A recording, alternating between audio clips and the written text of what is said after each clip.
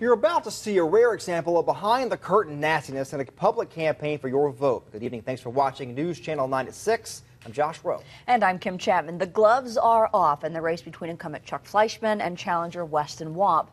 News Channel 9's John Madewell joins us with what happened when Wamp first entered the ring. John.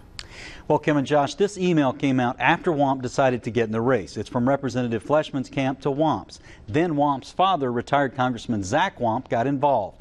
The exchange is heated.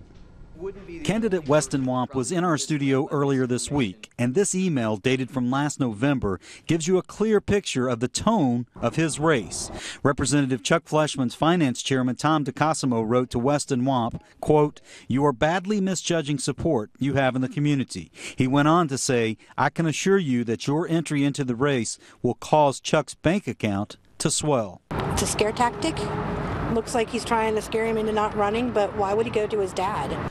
4 hours after Decosimo's email, retired Congressman Zach Wamp, father of Weston, fired back. He says, "You are like a spoiled little kid. Grow up and keep your ridiculous comments to yourself. You are one of the most overrated leaders in our community. The silver spoon in your mouth has tarnished a lot." I would say it's just a lot of blather. It's not consequential.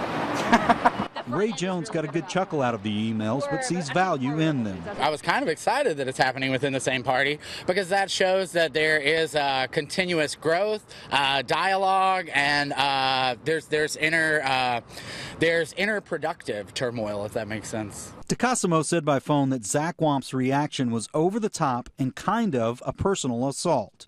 Zach Wamp says it was two private citizens communicating. The email thread is incomplete and doesn't show all the facts. In a statement, Wamp wrote, "People are so tired of petty politics and desperate attacks. Tom Decosimo and I have communicated many times through the years, but neither of us is running for office."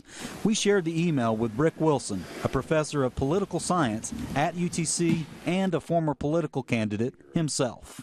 I'm surprised because the tone is a little harsh.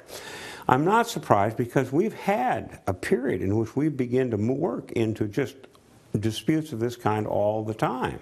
Where do the voters come into all this? Where do our citizens of the country come into in a personal exchange that says somebody doesn't like somebody else?